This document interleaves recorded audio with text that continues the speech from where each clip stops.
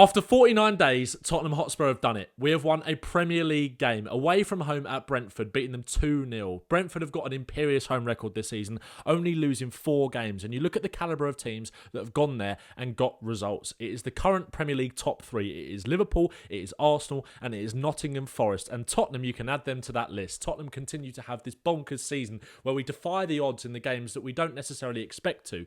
And we did that yesterday. A really, really hearty performance, and you can see this team are together, and it could be a really, really big win when you think about what's to come next for Spurs with that game against Liverpool looming on Thursday, going there with a 1-0 lead. We need to keep a clean sheet, you feel like, to go through potentially in that game, or we need to score to go through in that game. But the fact that we kept a clean sheet today and held it together defensively, again with a makeshift defence, with the news of Van der Ven being out of the game just before kickoff, shows you that Spurs can do it. We've done it before this season, and we can do it again where we defy the odds. But that is a chat for later in the week, because Tottenham were brilliant yesterday. Really, really enjoyed that performance from Spurs. It was hard to watch at times. It was gritty.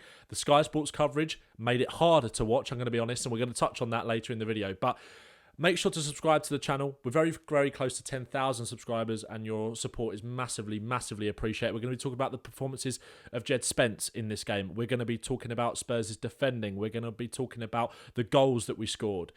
And I'm so pleased. I'm really, really pleased. But make sure to go and subscribe to the channel. Also, Tottenham have signed a brand new player, Kevin Danso, and there was a video on the channel about that last night, how Kevin Danso can fix Tottenham. I'm giving my thoughts on the transfer there. We are going to be recording the latest episode of Daring and Doing tomorrow as well. We're going to be talking about the deadline day activity that Spurs might be getting up to, and obviously reflecting on the win on the podcast. Mine and Seb's podcast, FC Bottle Job, the latest episode of that will be out tomorrow. We are obviously going to be talking about the Spurs game, but we're going to be reviewing all of the Premier League's weekend action. So make sure to subscribe to that. Very close to 1,000 subscribers on both of my pods. So again, massively appreciate your support. Now, the lineup for Spurs. Obviously, we got the news about Mickey van der Ven just before kickoff. I'll be honest, I was worried. Because obviously the context of Spurs now apparently wanting to go out and tie 2 centre-backs. It made me think that he'd had maybe some sort of setback, or Romero had had a setback. And obviously when you see him out the side and not even on the bench, is he fit enough for Thursday? Those questions will have to be asked later down the line. And Anne just kind of hinted at the fact that he might be, which is obviously really positive. But before we get into Djed Spence, who is kind of the main crux of this video, and for me, the reason we kind of won the game today, or certainly kept a clean sheet, I've got to praise Ben Davies and Archie Gray. Heroic performances, especially from Ben Davies. 10 clearances, 1 block shot, 2 interceptions, not dribbled past once. Won 2 out of his 6 aerial duels. Just a fantastic defensive performance from Ben Davies. And Archie Gray, after the game, spoke about the fact that Ben Davies kind of almost coached him through it, talked him through it. You wouldn't think that with the composure that this lad shows. He had a few hairy moments today with the crowd getting on his back. Lost possession maybe a couple of times when trying to play out. But when we come to the goal that Spurs scored to make it 2-0, I think one thing that goes really unnoticed because of the anxiety that we were watching that second half with is, one, how good of a goal it is, but Archie Gray's part in it as well. And we'll come to that again. 5 clearances, 1 block shot, 2 interceptions from Archie. It was absolutely fantastic. I also want to touch quickly on both fullbacks before I come on to Djed Spence in detail. If you look at the average positions from yesterday, I'm recording this on Sunday night, but it's going to be out Monday morning. So if I keep saying today or yesterday, forgive me, all right? Bear with me. Obviously, Brentford, we know that a lot of their strengths come from the runners in behind, with Mbeumo and Visser. So good at that. Obviously, Visser kind of that focal point, and Mbeumo running in behind. And obviously the kind of freedom that Sharda and Damsgaard have got behind that. Spurs' fullbacks really not venturing that forward. Porro inverts in the build-up. Well, I think we were looking for a lot of long balls in behind yesterday. Porro has kind of shown his ability with that passing range over the course of the last few weeks. And I actually thought, given the fact that Porro has consistently played 90 minutes over the course of the last few weeks, and I was so frustrated with him after the Leicester game for some of his individual decision-making, I don't think you could fault his defensive effort one bit yesterday. And again, you see that very rarely venturing forward into the Brentford half. And Djed Spence, the same again as well. Had a job to do on Brian Mbeumo, and he's done it again. The boy has done it again. 2 chances created when he did go forward. 32 out of 37 accurate passes. 3 out of 3 successful dribbles, and we're going to talk about that. 4 passes into the final third. 3 out of 4 tackles won. 5 clearances. 3 headers. 7 ball recoveries. 7 out of 9 ground duels won. And the ground duels is kind of what I want to focus on, because when you think about his frame as like a defensive fullback, it's very hard to get past him. And there are so many things that he did well today. We're kind of going to go through it sort of chronologically. So it might not be about his defending necessarily first, but here we start with him in kind of an attacking sense. This little kind of give and go with Son. And I love it when Djed kind of bursts into these areas because he's such a brilliant ball carrier when he gets into these positions. I think his attacking game, Djed, is going to go through the roof even more when he actually plays on the right-hand side. But on the left, I think in these kind of central areas where he's able to drive in a straight line and then open up the pitch, especially when you're playing with a right-footed right winger in Mikey Moore, whose job was clearly when he played to kind of stay a bit more wider and come inside from that right-hand side. As you can see from his heat map, when he does play out on the right, he does kind of hug the touchline in the build-up phase, and then when the ball comes into him, then he moves inside and maybe moves inside with it. But naturally, his kind of instruction is to hold that width and allow Kulusevski to... obviously, Kulusevski's average position is kind of skewed because he moved over to the right in that second half, but obviously allow Kulusevski the space and freedom to kind of drift into that half space on the right. But that kind of allows, because he's creating that width, Djed to kind of come inside and allow Sonny to stay wider and allow Djed to run in the middle and progress centrally. And he finds Decky here, and Decky gets into position where he can get the shot off, and this is nearly where the first goal comes from, or where the first goal arguably should have come from. And I thought Richarlison, again, when you look at Richarlison's average position today, obviously he's playing very deep, coming in, being a nuisance, linking up the play. If we can just see maybe fouls won or some Jules stats here, potentially. He did lose possession 13 times, and that was a little bit of a frustration, but you know, he was constantly battling for those duels, fouled twice, committed 2 fouls as well. He actually, despite the fact that it was quite a sluggish, or not sluggish, that's the wrong word, sludgy kind of performance from Richarlison, he was just a nuisance. And we kind of needed that today, especially in the first half where we were under pressure, and the second half where we were under pressure as well. Like if we go back to the momentum bar, you can obviously see, if I just slide this across very quickly, you can see Brentford had most of the play and most of the momentum, and Spurs, that's unusual for Tottenham really. 54% possession overall. We had more possession actually in the first half marginally, but then 60% possession in the second half. From that, Brentford created 1 expected goal. I think largely that expected goal is kind of inflated maybe from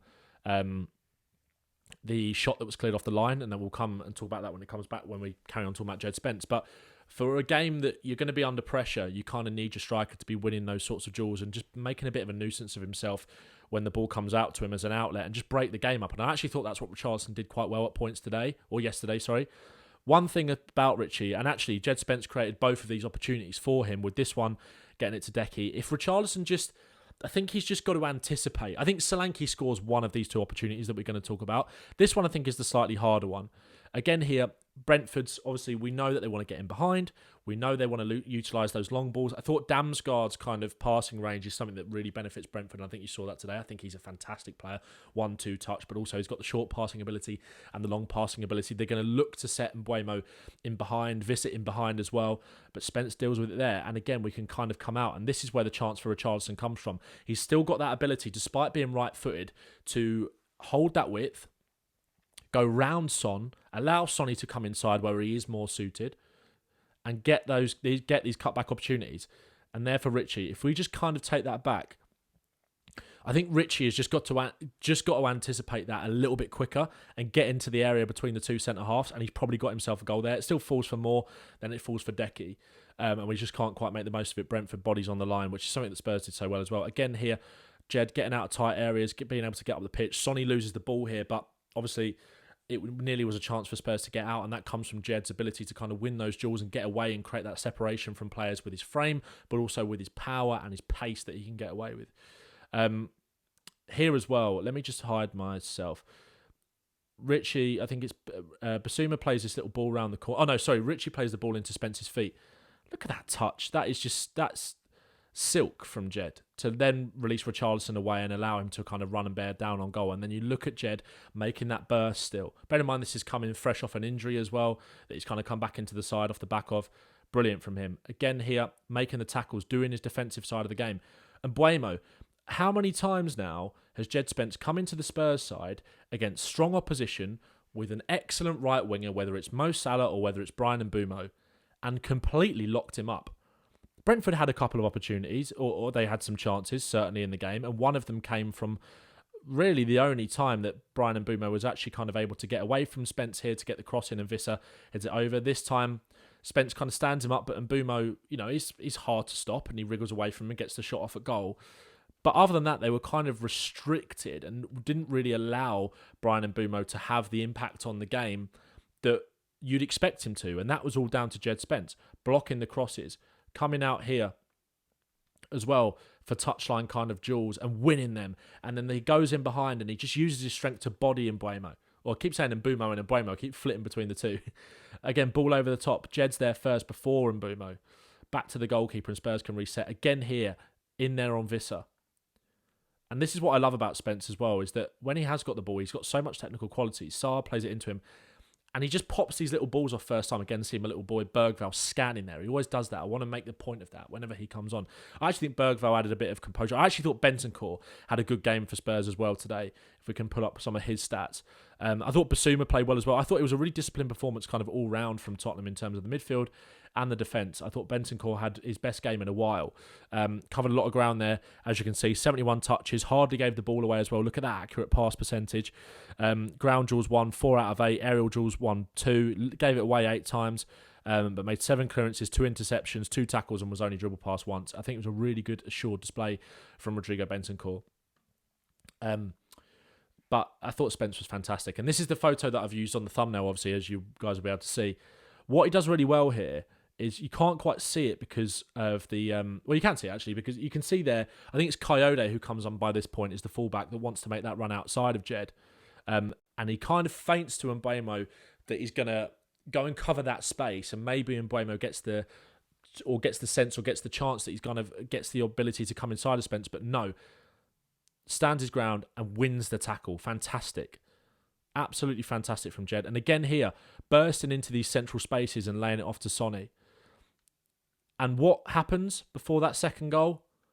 Djed Spence clearing it off the line. Apologies for kind of the low res, and obviously the sun doesn't help with that. I just wanted to get these screenshots out to you ASAP because I wanted to kind of really talk about this game. And I thought Spurs defended fantastically. And like I said, I mean, in terms of... dealing with the crosses that came into the box, I thought we did it well. I did think we did it well. And obviously there's going to be moments where you have to clear chances off the line. Brentford have scored more goals at home in the Premier League than anybody this season. They were going to create chances against us. And again here, I thought the commentary was a little bit harsh on Kinski for this one about, he doesn't anticipate it quick enough. He's got the sun in his eyes, but he still stops it and Porro still clears it. And again, largely, Brentford were kind of restricted in that second half to these kind of opportunities. Crosses into the box, and Spurs were getting that first contact most of the time. And like I said, Ben Davis was a warrior at the back, I thought, today. And look, we'd be lying if Brentford didn't have any chances. I think they created 2.4 XG in the game, maybe. Let me just bring this across again so we can kind of see the stats down the left-hand side here. I get a lot of questions, actually, about where I get my stats from. This is SofaScore, a really good website. 2.06 expected goals. I think that seems a little bit generous, but obviously I think they had... the chances with Visser. Obviously, this was a good save from Kinski. But again, that was the only real save he had to make. This is a really good ball from Damsgaard. And this is kind of what I'm talking about with the crossing. Very reminiscent of Eriksen with these kind of flat deliveries. And Visser maybe should score there. But that was kind of it from a Brentford perspective. And I think Spurs, despite being beat effectively 2-1 on XG today, one thing I'm really pleased about is that Spurs have so often lost the XG battle in every game that we've lost. And it's rare that Tottenham go and lose the XG battle and come out on the winning side. So I'm really pleased that we did that. Really, really pleased that we did that. We dug in. Yes, they might have had chances. And when you're down there, you need your luck. You need that little bit of luck, right? And, it's been a horrible run for Spurs at the moment. We've kind of struggled to gain that sort of consistency or build that kind of momentum because of the players that we've got out. But we're starting to win games. That's 2 on the bounce. We won 2 on the bounce with Liverpool and Tamworth, obviously. But these feel more significant. Obviously, the Liverpool game was huge to win that game, but we followed it up with such a turgid performance at Tamworth. We did our job against Elfsborg. We let the young kids shine, and we've really done a job yesterday. And we're now 14th in the league. But if we go back to Djed, clears it off the line, and then what happens? A minute later or so, the ball's in the back of the net. And this goal deserves a real kind of deeper analysis because it's Tottenham all over when you think about it, isn't it? When you look at this build-up pattern, it's Tottenham all over. You've got Kinski, you've got the fullback splitting, you've got the 6 or one of the rotating midfielders coming into that space. Kinski finds him. All right, Bergvall nearly makes a mess of it. He slips. But it comes to Gray, and I spoke about this earlier, right? Under pressure, gets away from, I think that might be Lewis Potter or Jan out, I can't remember, forgive me. Gets away from the Brentford player, under pressure, drives into Kulusevski. And Bentancur here did this so often, actually, in terms of just a pressure reliever to get us up the pitch. Kulusevski finds him. Spurs also had some chances in that second half as well, which can't go unnoticed as well. Bergvall and Kulusevski having decent opportunities, coming from Spurs winning the ball back or forcing turnovers. So we did kind of embody that Ange philosophy in certain aspects of our game, but it was just a far more disciplined, organised performance. But excellent from Bentancur.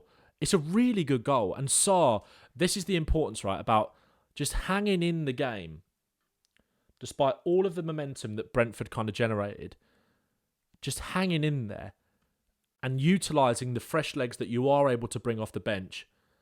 And Sarr makes that burst, as he so often does. Sonny finds him. It's a really good weight of pass. And he's in. And it's a really composed finish. I cannot tell you how much joy came through me when we scored that goal. Honestly, it was such a relief, but it was also just such a brilliant feeling of we've come here to do what we needed to do. And I've not celebrated a Spurs goal like that in a while. I think obviously the Bergvall goal against Liverpool, I spoke about that actually at the time in terms of that release, about feeling like you get what you deserve. And we've had games recently where we've been poor, right? We have had games recently where we've been poor and we haven't deserved anything. If we look at the recent results, Tamworth, we were lucky. Arsenal, we were really poor. Everton, we were really poor. Leicester, we were really poor. But Newcastle, maybe we deserved something. Wolves, maybe we should have nicked that game. But today, you ride your luck a little bit, but you make them pay. And that's what we did. We dug in and we were fantastic. It was a really brilliant disciplined performance, and I've not enjoyed. I endured it, right? And this is where the kind of the Sky narrative and the commentary comes into it, because it was almost like they were just willing Brentford to score. Like some of the talk at half-time, the way they were kind of laughing and joking when they were making comments about Spurs, Carragher, I just found it kind of unprofessional when it was almost like they were just... Carragher wanted to be proven right about Spurs' defending. But he wasn't. And we didn't give him that. And then because Sky moved so quickly on to the next game, Carragher doesn't really get held to account for what he's been saying about Spurs at half-time, and before the game as well, saying I wouldn't be surprised if Brentford scored 3. I wouldn't have been surprised if Brentford scored 3 today, but that's not the point. That's not the point, right? Spurs deserved that today, and we dug in and we did what everybody's been wanting us to do. And I would love it, right? Because after the Man United Cup game, they had a right dig at Ange and a right dig at Spurs for that, about the way that we played and how naive we were, even though it was only 2 individual mistakes by Forster that actually allowed Man United back into that game. And it will be Carragher and it will be Neville probably sitting there on Thursday. And if we can just go to Anfield and get something and come away from it, either with a win or a draw that's going to see us through, I would absolutely love it. Because yes, Spurs might be 14th in the league. And yes, there should be question marks over the manager and there should be question marks over everything else. And we've not forgotten about the ownership issues. It was so great to hear the fans in great voice voicing their displeasure at Levy when we were winning the game. This transfer window, other than, Danso coming in now, has been a joke. And that can't be forgotten. But what shouldn't be ignored is Spurs did their job. And that's what did get ignored after the game. Because they moved so quickly onto Arsenal against City. Because it's the next thing, It's just so frustrating. And I loved Andrew's interview as well after the game on Sky Sports. Because they were kind of saying, Brentford had a lot of chances and all this kind of stuff. And he was like, well, actually, we got the first contact from a lot of the crosses into the box. Kinski made 1 save in the game, 2 saves. They didn't have any proper clear-cut chances. They had a couple, but so did we, and we made them pay. Let's talk about quickly to end the video. Let's talk about the first goal. It was a mess, but we've all been crying out for Spurs to do this. We put some pressure on the opposition goalkeeper from a corner. We got bodies round him. Look at Basuma doing a job, and again, Spurs were smart. We were breaking up the game at points. We were making it difficult. We were making Brentford feel uncomfortable in their own backyard, in their own box. Basuma there, getting in between the defender and the goalkeeper, and it causes chaos in the balls in the back of the net. Good ball in from Sonny as well. And I'm sure the sun probably played a part to an extent, right? But pandemonium, chaos in the box. I've been crying out for us to do that because it is so frustrating watching us get bullied at corners, which, to be fair, hasn't been as frequent recently. But yeah, we did it. We did it to someone else, and that was nice. And we come away with a win, a 2-0 win at Brentford. Is it a turning point again? No. I've been saying this after the... Well, hopefully it is. I really hope it is. But let's not say this is a turning point for Spurs. Let's just say, let's take one game at a time and let's build on this. Let's put these building blocks in place. You know, I don't want to jinx it, and I have been bullish on the fact that Spurs are not out of this relegation battle before today. But you'd imagine that is enough for Spurs. That win today. I know, who knows what can happen between now and the end of the season. But just with the lack of quality in those three teams that are in the bottom three, and I don't want to be negative, and I don't want to. I'm not being hyperbolic when I said I think Spurs are in a relegation battle. But you have to look at the cold hard facts. But the cold hard facts are also that I think we're better than Man United. I think we're better than West Ham. I think we're better than Palace. I think we're better than Brentford, Brighton, Fulham. We just need to get the players back and build from there. By the time we play our next league game against Manchester United, we could have Van der Ven fully fit. We could have Romero fully fit. We could have Vicario fully fit. We could have a Doggy fully fit. We could have, I think Solanke's past that, but Maddison fully fit. You know, Ange said on Friday, obviously a lot has kind of changed since then with the Van der Ven stuff and everything, but Ange said on Friday that, you know, for a lot of these guys, maybe other than Romero, who's a little bit more complicated, it's a week to 10 days, and we're starting to see the light at the end of the tunnel.